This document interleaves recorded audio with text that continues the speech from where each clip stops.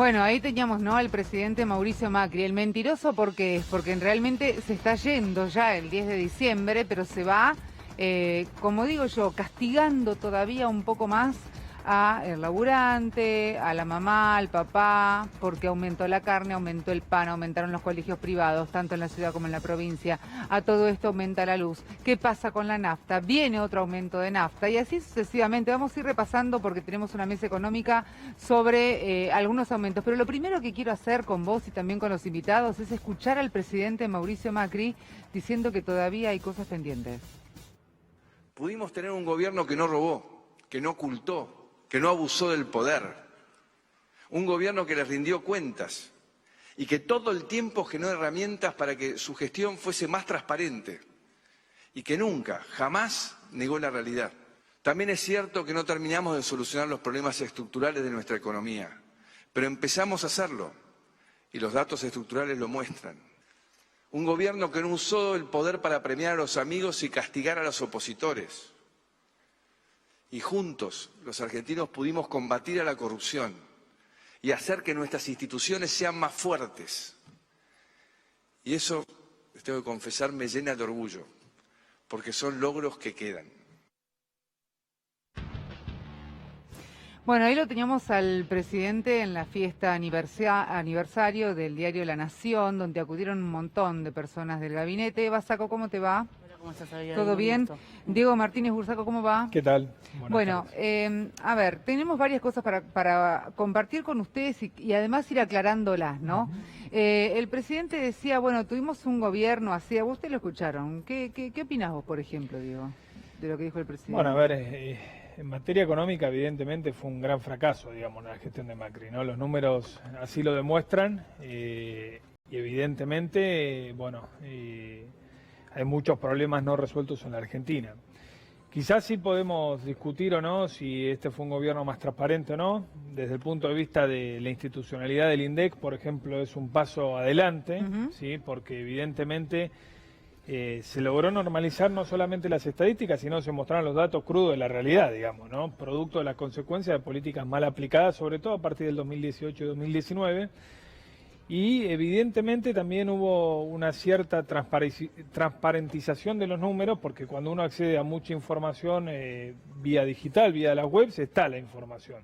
Después nos puede gustar o no esa información, nos puede gustar o no las medidas, pero creo que esa parte de la institucionalidad debería continuar sin ninguna duda, digamos, ¿no? Porque como argentinos debemos saber la verdad cuando las cosas están bien, regular o mal. Y eso me parece que es importante, sobre todo para marcar un diagnóstico y tener un objetivo de largo plazo para país, digamos, ¿no? En definitiva, creo que llegó el momento de la dirigencia de tratar de lograr consensos y decir, no, el que nos dejó todo mal, bueno, no sirve para nada, vamos a refundar el país en los próximos 4 años, porque si no, ya lo vivimos. Y en vez de avanzar, retrocedemos permanentemente. Exacto. Eva, ¿vos qué opinás?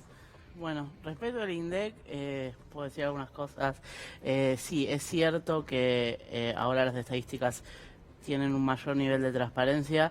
Sin embargo, yo creo que ellos, lejos de haber llevado una situación de completa transparencia, ¿no? Como dicen, hay una cosa que es muy grave que ha pasado, que es el salto que no mostraron que hubo en la pobreza entre el 2015 y el 2016, y se termina aceptando que hay un salto de 5 puntos en la pobreza, cuando en realidad es mucho mayor, ¿sí?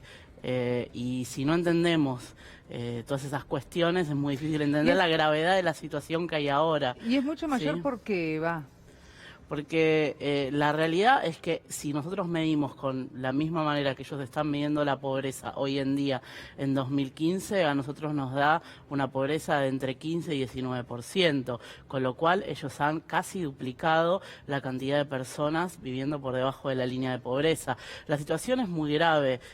A mí me parece que es importante poder hacer un diagnóstico real de lo que está pasando, porque si no hacemos un diagnóstico real de lo que está pasando es muy difícil implementar medidas para mejorar. Para hacer ese diagnóstico de lo que está pasando hay que tener en claro números.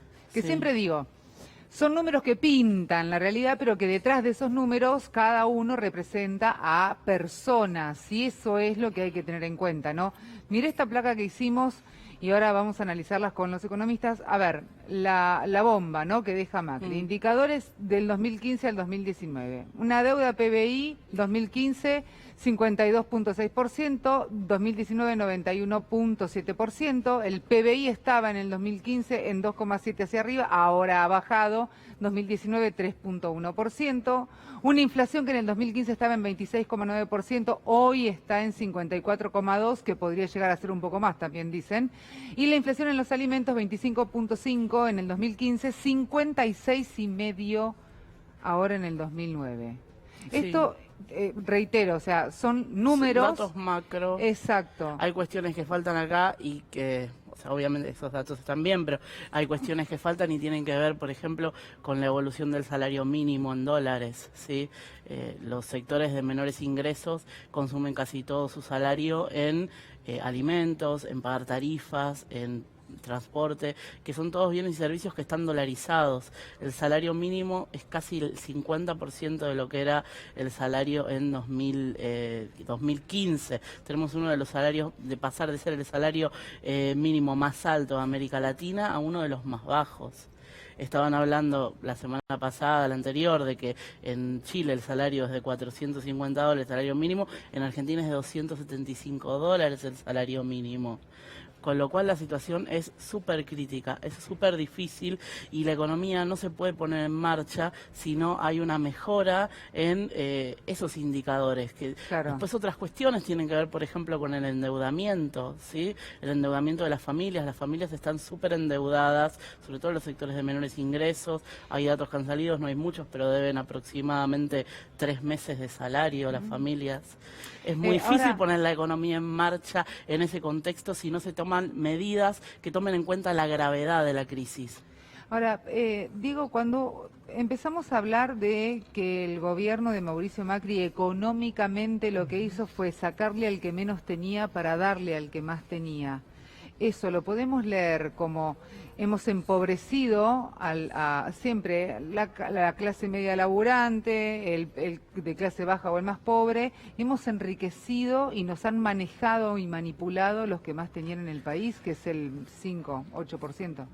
A ver, yo el diagnóstico no soy tan tajante en ese sentido. Yo creo que el diagnóstico es, en realidad no le sacaron al que menos tenía, en realidad le sacaron mucho a la clase media, que fue el núcleo central del votante de Cambiemos en 2015, para seguir manteniendo toda la estructura de ayuda social, obviamente necesaria, sin generar los incentivos a esa gente, digamos, de poder salir a buscar un trabajo, de poder salir a progresar, y si no, potenciar más esa ayuda social. Los números del presupuesto son claros. El 75% de las partidas presupuestarias durante el gobierno de Cambiemos fue a la ayuda social, sea destinado a jubilaciones, pensiones o planes sociales. La contracara de eso, ¿sabes qué fue? Fue un aumento de la presión impositiva a la clase media, una pérdida de poder adquisitivo terrible vía la inflación, y eventualmente allí se explica por qué Cambiemos pierde la elección del 2019, digamos. Ahora, ¿no? hoy nos encontramos con una economía devastada, ¿no? Que eran estos datos macro que estábamos hablando, pero micro, diríamos, y sobre todo a puertas cerradas de la Argentina, fábricas cerradas, gente desempleada, un desempleo que ha pasado ya a valores que no nos hubiera gustado volver. ¿Cómo ponemos en marcha económicamente esta Argentina donde Alberto Fernández, por ejemplo, habla de un aumento del 30% de jubilaciones o 35% de salarios? O sea, ¿cómo se inyecta ese dinero? ¿De dónde sale? A ver, esto no es mágico, digamos, ¿no? Porque varias cosas. Si todos los problemas se solucionaran emitiendo dinero, digamos, no habría pobres en el mundo. Está claro eso, ¿no? Porque Sí, cada uno... sí, claro. claramente cualquier problema económico le damos a la maquinita y salimos adelante. Sí. Y no es así. Encima en un momento de la Argentina donde hay una desconfianza terrible contra el peso, es decir, la gente que tiene pesos le quema el bolsillo. La gente no quiere pesos, ¿sí? Si nosotros vamos a emitir más pesos de la nada, Lo que pasa es va a que acelerar ¿para qué va a poner pesos si en realidad todo, como decía Eva, o sea, vos vas a la nafta dolarizada, el alimento dolarizado, el transporte dolarizado, la propiedad dolarizada? Sí. Bueno, ahí son cuestiones estructurales de fondo de la Argentina, ¿no? Por ejemplo, ¿por qué los argentinos ahorramos en dólares y compramos propiedades en dólares? Porque tenemos una historia de 70 años de confiscaciones de cambio de la regla de juego, de que quien se quedó con la moneda nacional fue estafado, ¿sí? De hiperinflación. Entonces es lógico, digamos, no podemos culpar a la gente, digamos. En realidad la autocrítica tiene que ser por la dirigencia política, que fueron los que gobernaron en este país durante 70 años, incluido cualquier signo político, y no lograron hacer un país previsible. Y gobiernos militares también, ¿no? Sí, pero por supuesto, digamos, eso está incluido todo. Dirigencia política y gobiernos militares. Después Eva decía, por ejemplo, en 2015 teníamos el mejor salario en dólares de la región. Ahora, ¿con qué dólar lo tomamos? ¿Con qué dólar? Porque si ustedes recuerdan, estaba a 9 dólares el oficial, que es el de 60 ahora, y estaba el paralelo en 15 dólares. Entonces, tomarlo a 14 también igual daba bien. No, mucho pero mejor no daba ahora. Mejor, digamos. A lo que voy es que acá en la Argentina la dirigencia política permanentemente manipula un montón de situaciones haciendo creer ilusiones. Ilusiones que en realidad después, tarde o temprano, esos costos se pagan. ¿Sí? El costo se paga, evidentemente. Si uno quiere decir que ganábamos tanto X en dólares, evidentemente, aunque teníamos inflación, bueno, estábamos subsidiando un montón de factores de la economía que el Estado terminó implosionando. ¿Sí? No alcanzó el dinero. ¿Cómo? Por lo que se subsidiaba tarifas, se subsidiaba transporte, se subsidiaba combustible, se subsidiaba absolutamente todo en la Argentina. ¿Está bien o está mal?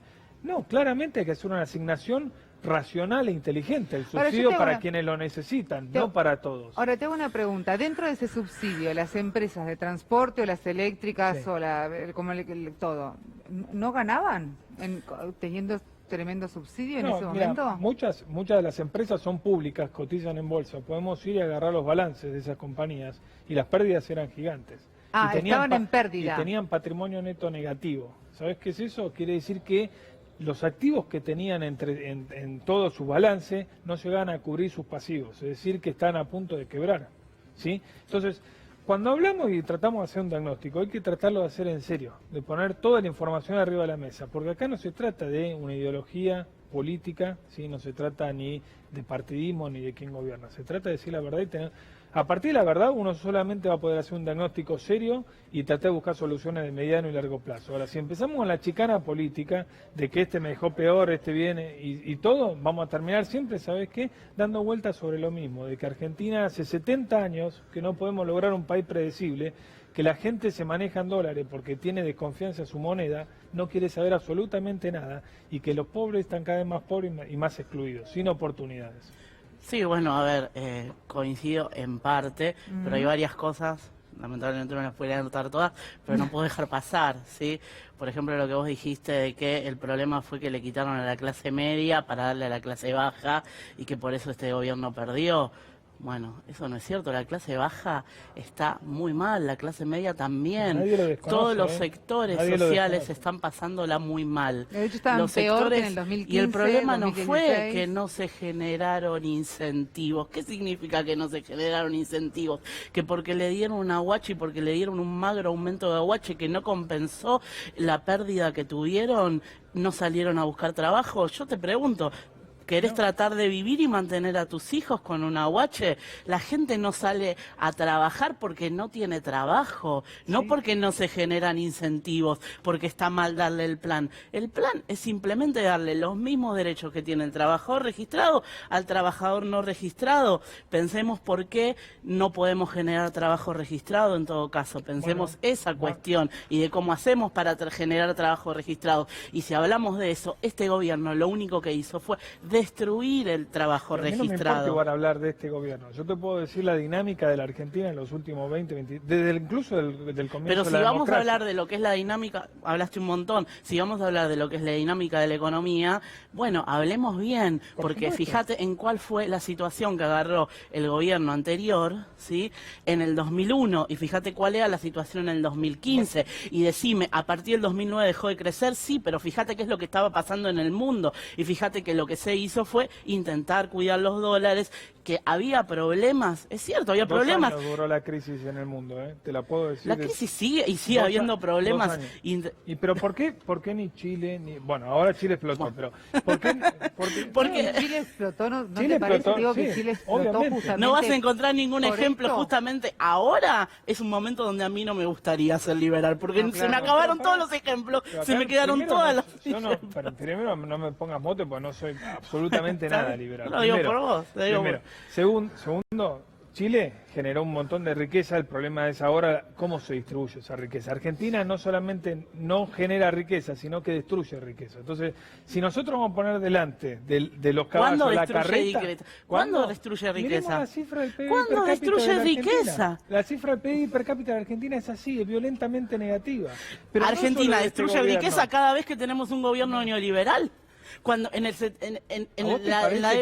dictadura militar destruimos riqueza, al final de la convertibilidad destruimos riqueza, ahora destruimos riqueza. Esto fue un gobierno neoliberal. Absolutamente. El que aumentó la presión impositiva, ¿sí? El que destruyó el salario, es la forma que toman los gobiernos neoliberales, la forma que toman los gobiernos neoliberales en las economías periféricas como la Argentina es un modelo de valorización financiera. Argentina está pasando por la tercera etapa de la valorización financiera, la fuga de capitales, el incremento primero de la tasa de interés para que entren los capitales, hagan la bicicleta financiera, destruyan la industria y después se vayan y nos dejen como... ¿Puedo decir cómo? Como ahora, eso es lo que destruye riqueza en el país. Después viene un gobierno que empieza a ordenar las cosas, que empieza y se topa en algún momento con la restricción externa, que ese es el verdadero problema que tenemos, que no generamos dólares y tenemos una estructura económica y una estructura productiva que necesita los dólares. Pongámonos de acuerdo cómo hacemos para poder pasar ese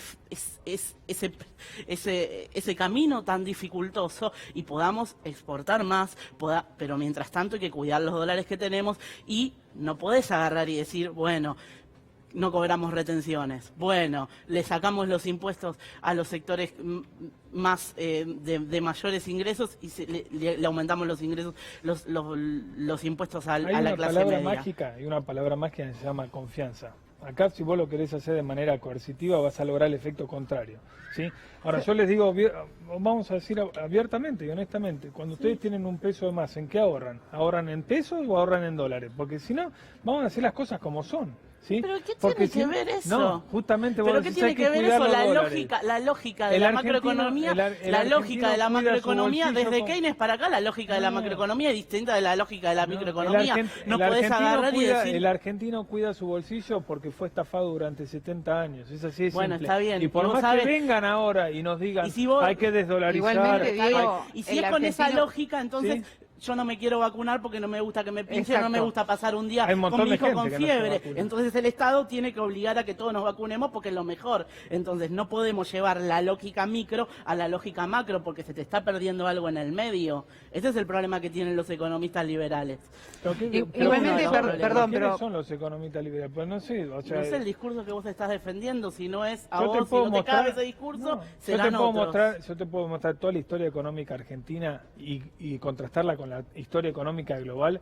No hay un país en el mundo que pasó de ser subdesarrollado a ser desarrollado sin tasa de ahorro, sin mercado de capitales, sin financiación de largo plazo. Acá repudiamos el ahorro, la moneda, acá pretendemos que todo viene de arriba, no tenemos equilibrio fiscal, acá pretendemos siempre los atajos. Las primeras tres cosas que dijiste estoy de acuerdo, pues ya derrapaste. ¿Cómo derrapaste? Gracias, Eva, un placer como siempre, gracias Diego, muchísimas gracias, un placer. Hacemos una pausa en minuto a minuto, no te vayas porque después de la pausa viene el debate político.